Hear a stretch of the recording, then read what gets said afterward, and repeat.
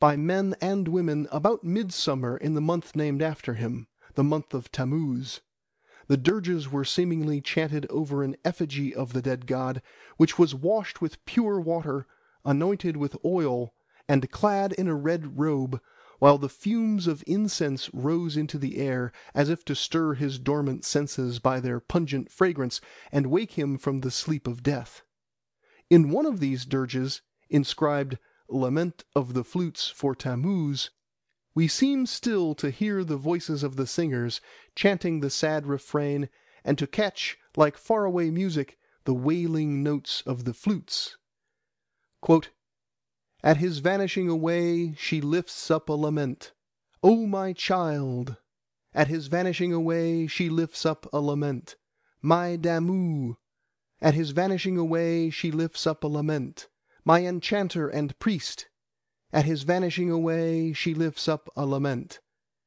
At the shining cedar rooted in a spacious place, in Iana above and below, she lifts up a lament. Like the lament that a house lifts up for its master, lifts she up a lament. Like the lament that a city lifts up for its lord, lifts she up a lament. Her lament is the lament for a herb that grows not in the bed. Her lament is the lament for the corn that grows not in the ear. Her chamber is a possession that brings not forth a possession, a weary woman, a weary child forspent. Her lament is for a great river where no willows grow. Her lament is for a field where corn and herbs grow not. Her lament is for a pool where fishes grow not. Her lament is for a thicket of reeds where no reeds grow. Her lament is for woods where tamarisks grow not. Her lament is for a wilderness where no cypresses grow. Her lament is for the depth of a garden of trees where honey and wine grow not. Her lament is for meadows where no plants grow. Her lament is for a palace where length of life grows not." Unquote.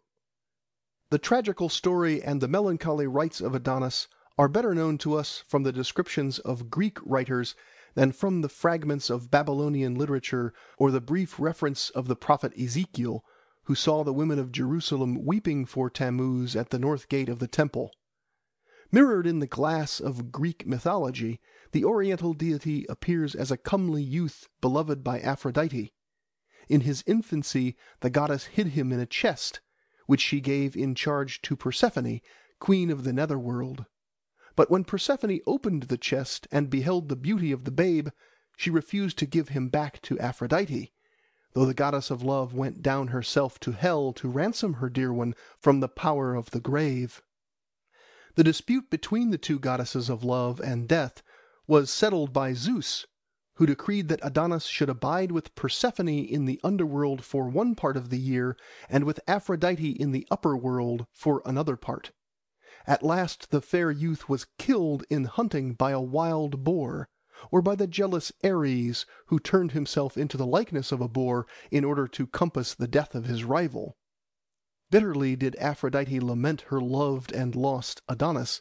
In this form of the myth, the contest between Aphrodite and Persephone for the possession of Adonis clearly reflects the struggle between Ishtar and Allatu in the land of the dead, while the decision of Zeus that Adonis is to spend one part of the year underground and another part above ground is merely a Greek version of the annual disappearance and reappearance of Tammuz.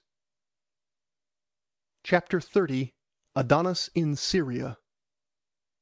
The myth of Adonis was localized and his rites celebrated with much solemnity at two places in Western Asia. One of these was Byblus on the coast of Syria, the other was Paphos in Cyprus.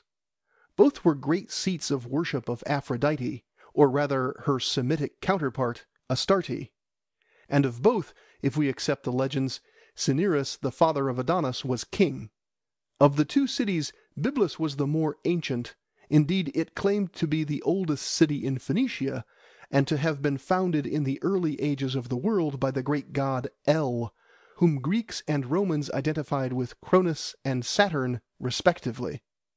However that may have been, in historical times it ranked as a holy place, the religious capital of the country, the Mecca or Jerusalem of the Phoenicians. The city stood on a height beside the sea and contained a great sanctuary of Astarte, where in the midst of a spacious open court, surrounded by cloisters and approached from below by staircases, rose a tall cone or obelisk, the holy image of the goddess. In this sanctuary the rites of Adonis were celebrated. Indeed, the whole city was sacred to him, and the river Nar Ibrahim, which falls into the sea a little to the south of Byblus, bore in antiquity the name of Adonis. This was the kingdom of Cinyras. From the earliest to the latest times the city appears to have been ruled by kings, assisted perhaps by a senate or council of elders. The last king of Byblus bore the ancient name of Cinyras, and was beheaded by Pompey the Great for his tyrannous excesses. His legendary namesake, Cinyras, is said to have founded a sanctuary of Aphrodite, that is, of Astarte, at a place on Mount Lebanon, distant a day's journey from the capital. The spot was probably Aphaca, at the source of the river Adonis, halfway between Byblus and Baalbek. For at Aphaca there was a famous grove and sanctuary of Astarte, which Constantine destroyed on account of the flagitious character of the worship.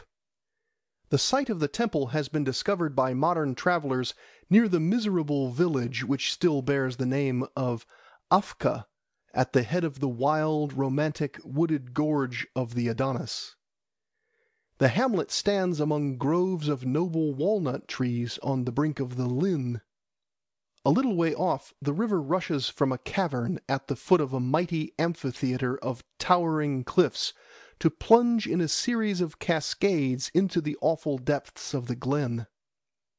The deeper it descends, the ranker and denser grows the vegetation, which, sprouting from the crannies and fissures of the rocks, spreads a green veil over the roaring or murmuring stream in the tremendous chasm below. There is something delicious, almost intoxicating, in the freshness of these tumbling waters, in the sweetness and purity of the mountain air, in the vivid green of the vegetation. The temple, of which some massive hewn blocks and a fine column of sienite granite still mark the site, occupied a terrace facing the source of the river and commanding a magnificent prospect.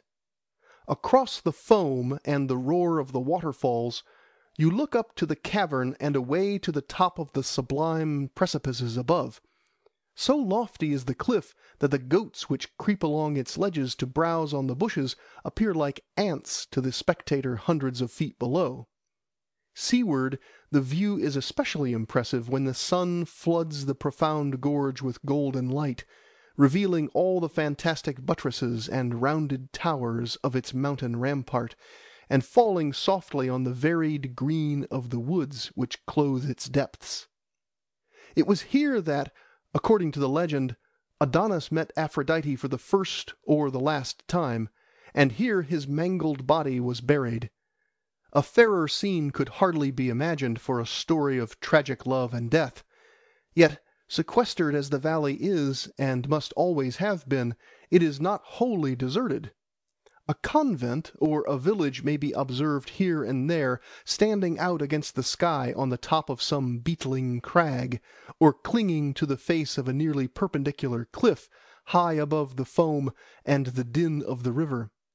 And at evening the lights that twinkle through the gloom betray the presence of human habitations on slopes which might seem inaccessible to man.